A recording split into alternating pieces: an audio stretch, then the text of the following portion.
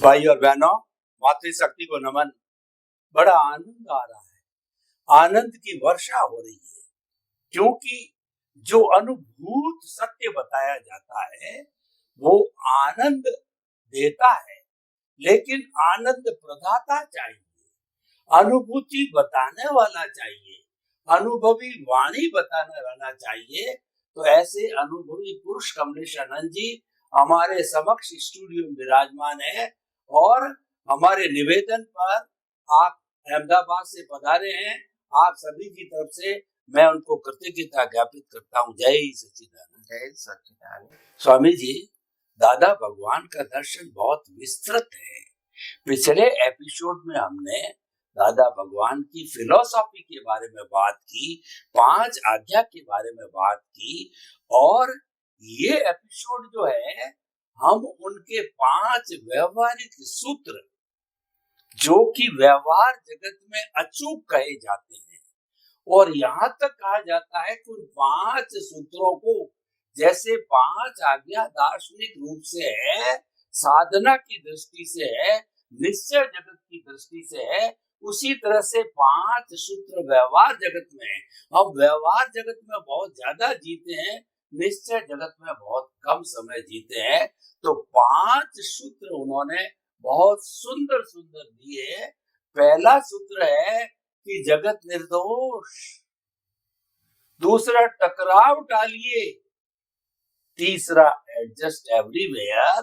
तो पहले मैं 5 साथ में लेकर के इन 3 को आपसे जो इसकी व्याख्या चाहूंगा, और किस तरीके से अगर व्यक्ति इन सूत्रों को अपने जीवन के अंदर डालता है, जो कि बहुत सहज सरल सुगम है, कोई तरह की विशेष क्रिया प्रतिक्रिया कुछ नहीं करनी पड़ती है, तो उसको विस्तार से समझाइए कि किस तरीके से व्यवहार जगत के ये तीनों सूत्र आम आदमी, कम पढ़ा लिखा, आदिवासी, ग्रास रूट गांव का व्यक्ति भी अगर पालन करे और बड़ा से बड़ा चिंतक पालन करे, तो सभी एक समान अपना व्यवहार जगत अच्छा बना सकते हैं। स्वामी जी कृपया प्रकाश डालिए।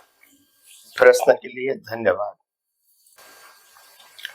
बड़ी बात यह है कि जगत निर्दोष, और जगत निर्दोष का मतलब होता है, उन्होंने कहा निर्दोष दर्शन से निर्दोष दृष्टि। किताब भी है उस टाइटल की। बिल्कुल। उनका कहने का मतलब क्या है?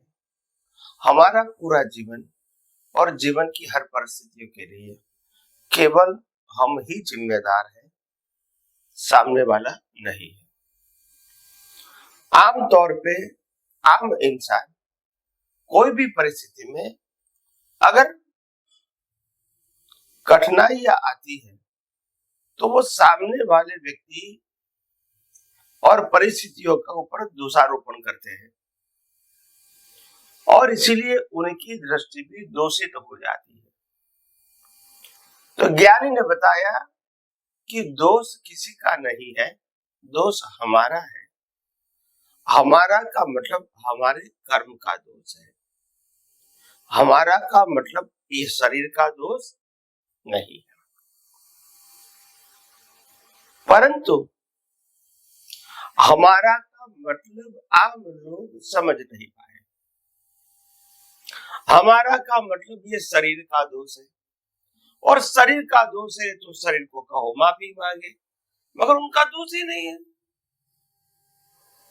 दोष कर्म का है, और वो कर्म पिछले अवतार में किया था, उस समय शरीर अलग था, और ये शरीर कर्मों की भुगतान के लिए दिया है, कर्म करने के लिए नहीं दिया है।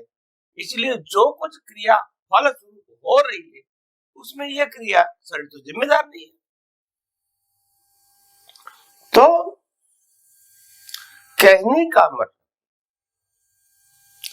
कि जब शरीर को जिम्मेदार न समझ के अपने कर्म को जिम्मेदार समझेंगे कोई भी अवस्था के अंदर, तो कर्म के आधार से ये संयोग बना, इसीलिए सब निर्दोष है, इसमें ये शरीर भी निर्दोष है। ऐसा नहीं कि ये शरीर दोषित और बाकी सब निर्दोष, ऐसा नहीं। नहीं है। सब निर्दोष, सभी शरीर निर्दोष, सिर्फ मिस्टेक हमारे कर्म में, जो कर्म लेकर आए। तो कर्म की गलती निकालोगे तो और किसी की गलती दिखेगी नहीं। ये उनका कहने का मतलब था। दूसरी बात बताई, एडजस्ट एवरीवेयर, सभी के साथ एडजस्ट हो जाओ। एडजस्ट का मतलब वैसे कोई क्रिया नहीं थी। एडजस्ट का मतलब होता है जो भी जिस प्रकार से संजोग आते उनसे मिल जाओ। वो पसंद नापसंद की बात मत करो, उनसे जुड़ जाओ, बस अपना डिफरेंस मत बताओ। तो एडजस्ट होने से व्यक्ति को जो एक प्रकार की विरुद्ध भाव दिखते हैं, अलगता दिखती है व्यक्ति व्यक्ति के प्रति, वो नहीं दिखेगी। द्वेष होता है, वो नहीं होगा। तो एडजस्ट होने का मतलब ये था, जो परिस्थिति आए वो परिस्थिति के अंदर आप मिल जाओ, ताकि आपको विरोध करना नहीं पड़े या विरोध देखना नहीं पड़े किसी का। तो एडजस्ट का मतलब था जुड़ जाना, एडजस्ट होना। जो भी परिस्थिति, अगर आपको रूखा सूखा मिल गया तो भी एडजस्ट हो जाओ, और बहुत पकवान मिला तो भी एडजस्ट हो जाओ, जमीन पे सोना है तो भी एडजस्ट हो जाओ, और बड़ी बड़ी गद्दियों पे 5 स्टार में सोना है तो भी एडजस्ट हो जाओ, यानी एडजस्ट हो जाओ। तभी आपका जो जीवन है वो जीवन एकदम शांत और स्थिर और समाधानकारी रहेगा। तीसरा सूत्र उन्होंने बताया, टकराव टालिए। टकराव टालिए का मतलब ये था कि कैसे भी करके किसी के साथ टकराव नहीं करें, क्योंकि टकराव करने से अपनी एनर्जी वेस्ट होती है। तो ये टकराव जो शब्द है उसमें 2 प्रकार की बात है। एक मन वचन काया से होता हुआ टकराव जो बाहर दिखता है, और एक ज्ञान दर्शन से अवस्था को एक्सेप्ट न करना, कुदरती रचना न देखना, व्यवस्थित न देखना, इसी से खड़ा हुआ टकराव। ये 2 प्रकार का टकराव है। इसमें मन वचन काया से जो टकराव होता है वो तो सुनिश्चित है, कर्म फल है, व्यवस्थित कहो या कुदरती रचना कहो, मगर ज्ञान दर्शन से टकराव नहीं होना चाहिए। ज्ञान के मतलब मैं शुद्धात्मा हूं, और दर्शन का मतलब ये सभी अवस्था कुदरती रचना है। तो फिर टकराव की कोई संभावना ही नहीं रहेगी। और जो बाहर टकराव दिखता है वो तो कुदरती रचना है, इसमें हम कुछ कर सकते नहीं है। तो इसीलिए ज्ञानी पुरुष ने कही हुई बातें अगर हम साइंटिफिक दृष्टिकोण से देखेंगे तभी मालूम होगा कि ये इसमें विज्ञान क्या है, नहीं तो सोशल लगेगा। क्या लगेगा? Social relative. तो वास्तव में ये 3 चीज सोशल में भी थी, मगर उसमें दृष्टिकोण साइंस का था, मकसद साइंस। यस। तो जैसे जैसे जिसको विज्ञान समझ में आएगा, इनको मालूम होगा कि उनका ये वाक्य बोलने के पीछे अंतराशय क्या था, तो धीरे धीरे लोग समझते जाएंगे। स्वामी जी 3 व्यवहारिक सूत्र बहुत सुंदर तरीके से प्रस्तुत किए, उसको मैं अपने भावों में, शब्दों में व्यक्त करता हूँ कि जगत निर्दोष का अर्थ दुनिया में किसी का दोष होता ही नहीं। कबीरदास जी ने बहुत सुंदर कहा कि बुरा जो देखन मैं चला, बुरा न मिलिया कोई, जो दिल खोजा आपना मुझसे बुरा न कोई। बुरा कोई होता ही नहीं है, बुरा कर्म होता है, कर्म फल होता है। परंतु हम दूसरे को दोषी मानते हैं, तब हम बुरे हो जाते हैं।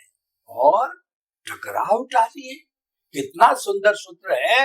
इसको व्यक्तिगत लेवल पे, पारिवारिक लेवल पे, समाज के लेवल पे, देश के लेवल के, विश्व के लेवल से अगर आपसी टकराव, आपकी टसलबाजी अगर टाली जाए, यानी क्रिया की प्रतिक्रिया नहीं की जाए, तो कोई समस्या पैदा ही नहीं होगी।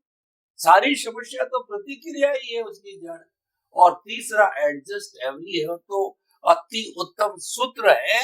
अगर आप ये पालन करो तो आप स्थित प्रज्ञ, प्रज्ञा चक्षु तक बन सकते हो, संभाव को प्राप्त कर सकते हो। यानी सूत्र व्यवहारिक है, लेकिन इसका पालन किया जाए, इसका जो साइंटिफिक एस्पेक्ट समझा जाए, तो वह वैज्ञानिक है, वो विज्ञान को लेने, यानी ये पूरक है। ये हमारे विज्ञान का जो रिलेटिव होते हुए भी रियल के पूरक है। बहुत बहुत धन्यवाद स्वामी जी आपका। स्वामी जी, इसी संदर्भ के अंदर दो सूत्र और रह गए जो अति उत्तम है, एक से एक बढ़ के सूत्र है।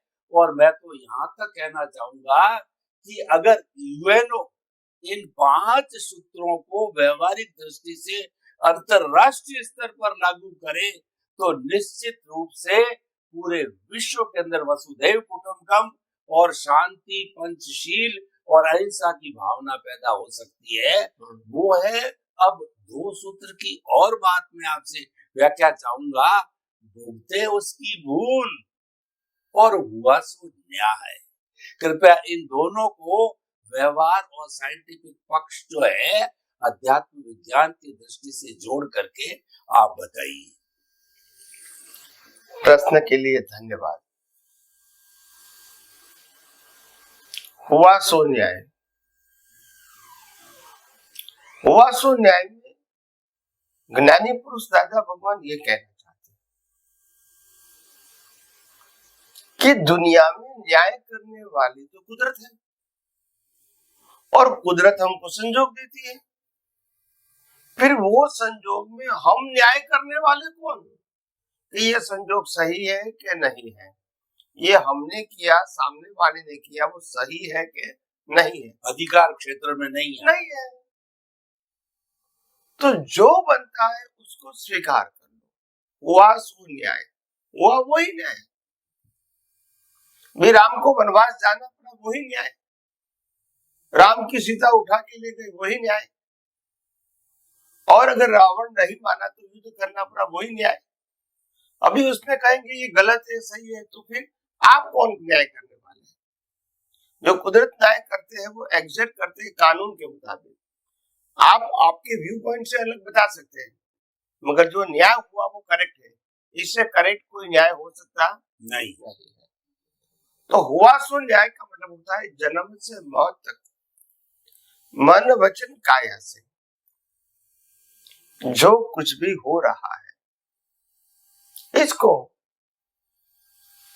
एक कुदरत के न्याय के स्वरूप स्वीकार कर ले, तो ब्लेम और क्लेम तो एक दूसरे के प्रति होता है, वो रहेगा ही नहीं।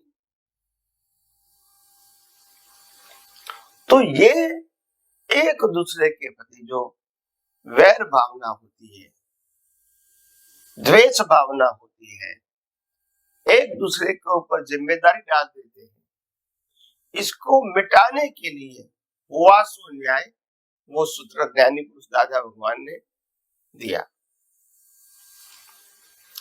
इसके अलावा दूसरा सूत्र दिया, टकराव टालिए, भुगते उसकी भूल, भुगते उसकी भूल। जो भुगतते हैं उसकी ही भूल है। ज्यादातर हम व्यवहार जीवन में सामने वाले की भूल देखते हैं कि हमको जो कुछ भुगतान आया ये उनकी वजह से आया, जो कुछ नुकसान हुआ, जो कुछ सहन करना पड़ा, जो कुछ भुगतान करना पड़ा, इसके लिए वो जिम्मेदार है, ऐसा हम मानते हैं व्यवहार से। तो ज्ञानी पुरुष ये बताना चाहते हैं कि भुगते उसकी भूल का मतलब ये कुदरत ने आपको भुगतान के लिए ही संजोग दिया है, और इस संजोग में आपको भुगतान आई, इसके लिए भुगतान देने वाले जिम्मेदार नहीं है। ये कुदरत ने भुगतान देने वाले और भुगतान की अनुभूति करने वाले दोनों का हिसाब पूरा करने के लिए संजोग दिया है। कुदरत तो ड्यूटी करती है। तो ज्ञानी पुरुष ने बताया कि जो भुगतान करते उसकी भूल का मतलब ये है, आज हमको जो व्यक्ति निर्दोष दिखती है, यानी उसकी गलती नहीं दिखती है, फिर भी राम को वनवास जाना पड़ा है, तो वो कई की भूल दिखती है, मगर ऐसा नहीं है। कुदरत का एक ही कानून है कि जिसको भुगतान हुआ तो बिना भुगतान सफरिंग नहीं होता है, बिना कर्म सफरिंग नहीं होता है। और अगर सफरिंग है तो कर्म किया ही है, यानी सिंपल भाषा में कहो, जो दोषित है इनको सजा मिलेगी और निर्दोष को सजा नहीं मिलेगी, मगर जिसको सजा मिल रही है वो दोषित नहीं है ऐसा मानोगे तो फिर आपको विज्ञान नहीं समझ में आएगा और राग द्वेष होता रहेगा। तो निर्दोष, कुदरत कहते हैं कि निर्दोष को सजा नहीं है, और जिसको सजा मिलती है वो निर्दोष हो ही नहीं सकता। अभी वो निर्दोष हो सकता है, मगर अभी के कर्मों की सजा नहीं है, वो तो पिछले अवतार के कर्मों के फल स्वरूप सजा है। तो आप अभी संजोगों के आधार से दोषित निर्दोष देखना चाहते हैं, ये आपकी अज्ञानता है। वास्तव में सजा मिली मतलब दोष था ही, ये कहने का मतलब है। तो भुगते उनकी भूल। तो कहने का मतलब है कहीं अवतारों से, कहीं सदियों से हम अपने जीवन में ऐसी छोटी छोटी बातों के अंदर भी गलतियां करते रहते हैं, राग द्वेष करते रहते हैं और जन्म मरण के चक्कर में घूमते रहते हैं। तो इसका सॉल्यूशन के लिए ज्ञानी पुरुष दादा भगवान ने टकराव टालिए और भुगते उसकी भूल, ये दोनों सूत्र आम लोगों को व्यवहार जीवन में अपने दृष्टि में रखने के लिए कहा, ताकि आपका जीवन सरल, सहज और सुगम बन जाए। ये उनका अंतराशय था, और हम सब इस अंतराशय वाले सूत्रों को आत्मसात करके अपना जीवन वर्तमान और अपना भविष्य का जीवन नेक्स्ट बर्थ का वो भी उत्कृष्ट, धर्ममय, मंगलमय और आध्यात्म बना सकते हैं। तो आइए हम आगे भी ऐसे विज्ञान की बातें करते रहेंगे और हम प्रगति के मार्ग में आगे बढ़ते रहेंगे। स्वामी जी, बहुत सुंदर स्पष्टीकरण आपने दिया कि भुगते उसकी भूल उसकी है जो भुगत रहा है, क्योंकि उसने कौज डाले हैं, उसका कर्म फल मिल रहा है, वो हिडन है। ये मूल समस्या खड़ी क्यों हुई है कि कौज डालने वाला कोई था और इफेक्ट भुगतने वाला दूसरा शरीर है। दोनों अलग अलग होने से समस्या खड़ी होती है। लेकिन ये सत्य है कि बिना कारण के कार्य नहीं होता है।